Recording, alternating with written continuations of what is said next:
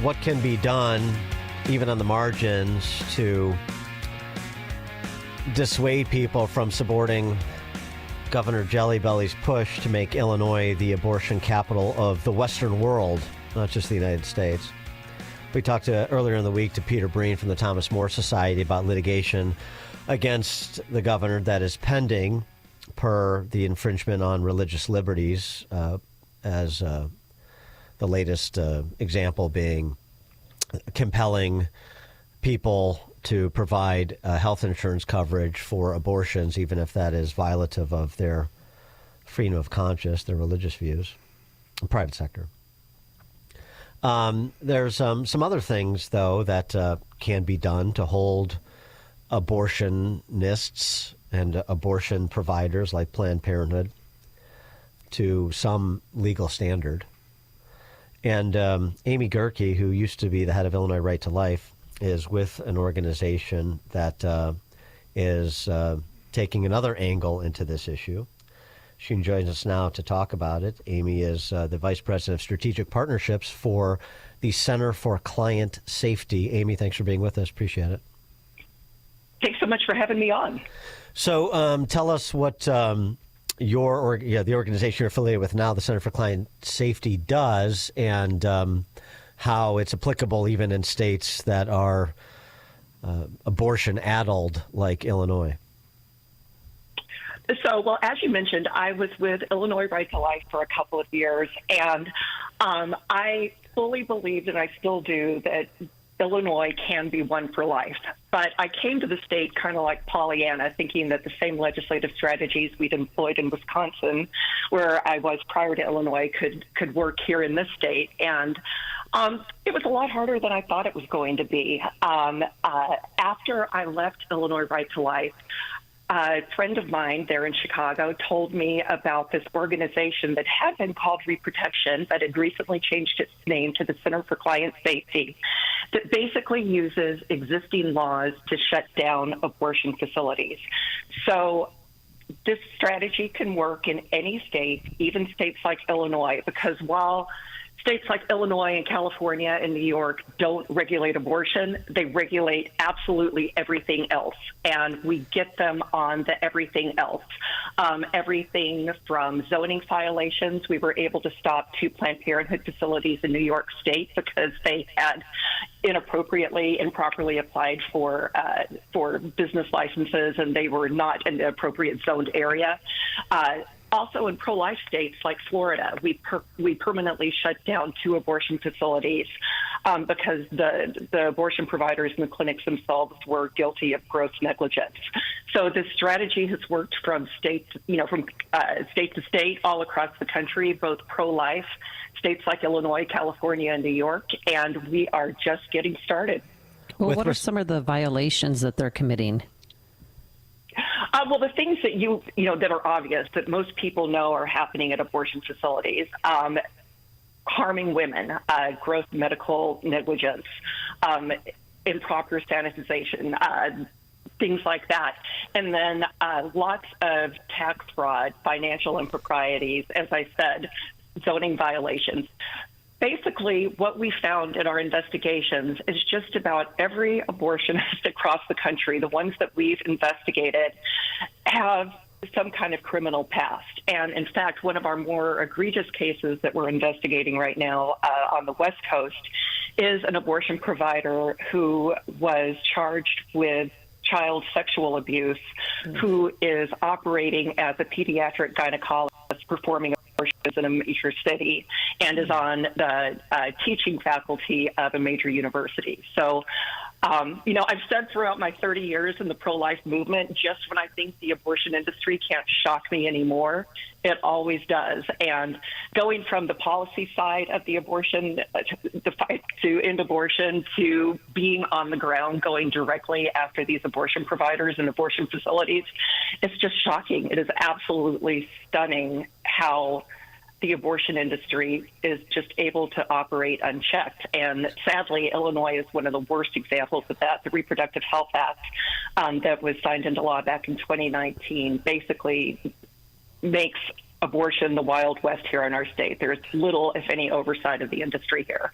Well, that's where I was going to go. It's, talking about facilities that aren't compliant with health regulations and those sorts of things. But in Illinois, you don't have abortion mills treated as the same way any other health related clinic would be treated in terms of the standards of care and all of the regulations regarding the operation of any institution that provides medical services, not much less does invasive surgery.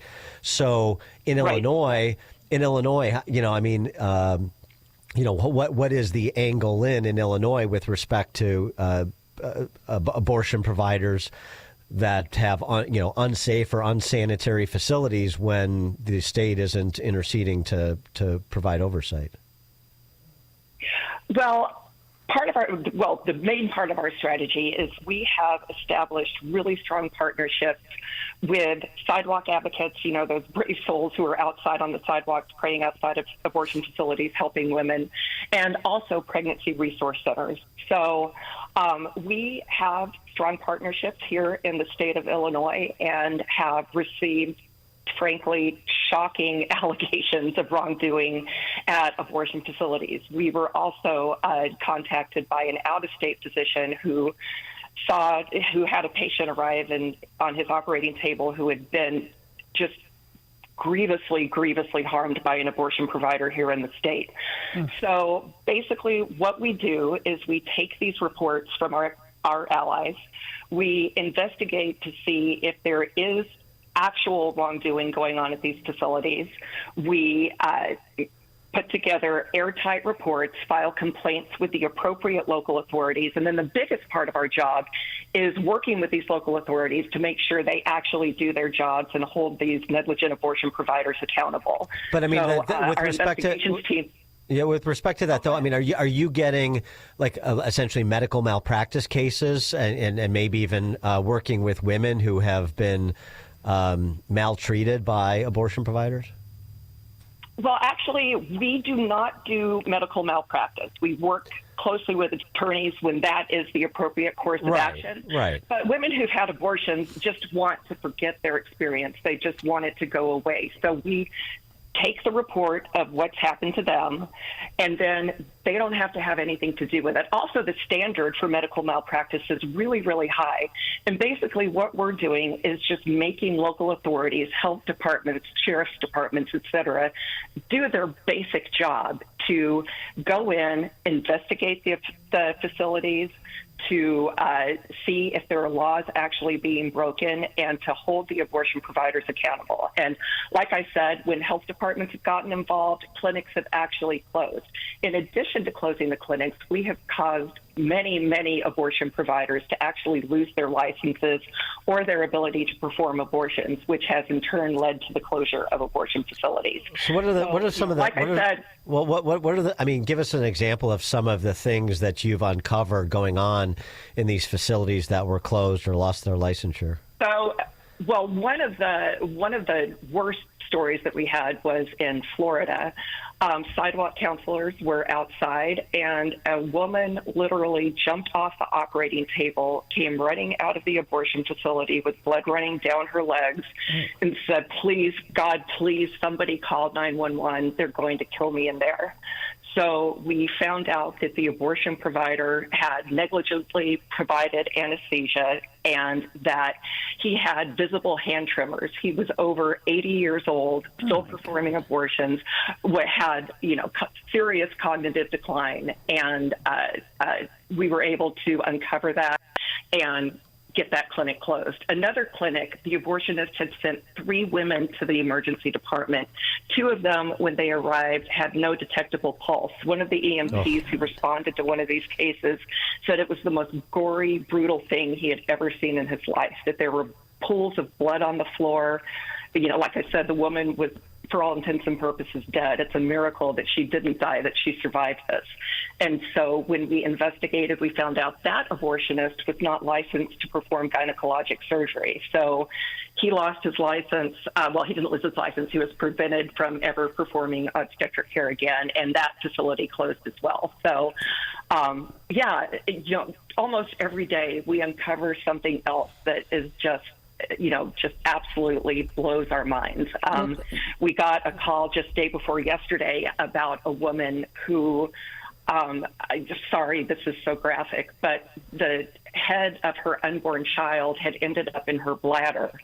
And the emergency room doctor said, how does this even happen? It's almost, someone would almost have to do that on purpose. It never ends. Every abortion facility that we investigate is just a horror show. And because Illinois is so unregulated, we know that there are horrible things happening here in our state. Well, it sounds like a Kermit Gosnell that you have a bunch of them out there. Is there any way to prosecute, especially the 80-year-old who has dementia or maybe, is senile and almost killed that woman? So our goal is to get them to stop performing abortions and to close their facilities down. We leave it to the local authorities who we work with to prosecute those people. The prosecution for the abortionists that I just mentioned was that they were no longer able to perform abortions. So, unfortunately, one of the biggest obstacles we face is that local authorities just like to turn their head when it comes to abortion. It's too much of a hot button topic. We're working on a case in a pro-life state where we discovered that the executive director of the state medical board, as well as the assistant attorney general, were purposely sabotaging our case. They were improperly filing subpoenas on purpose, doing everything to protect this abortionist. Luckily, our investigation led to those two officials being removed and replaced with people who respect the rule of law and the right to life of women and their children. So our tactics are having a lot more impact than we ever dreamed when we opened our doors 5 years ago. Amy Gehrke is the Vice President of Strategic Partnerships for the Center for Client Safety. The website, centerforclientsafety.com. Is that the website? Oh, it's centerforclientsafety.org. .org. Okay, centerforclientsafety.org for more information about the work that Amy's organization does. Amy, thanks so much for joining us. Appreciate it. Oh, thanks so much for having me. Thank you. And she joined us on our turnkey.pro answer line. Connect with Dan and Amy using the AM 560 mobile app. Download it today at 560theanswer.com/mobile. Gain insight into building strong marriages and raising godly children with Focus on the Family with Jim Daly each weekday at 11:30 a.m. on our sister station.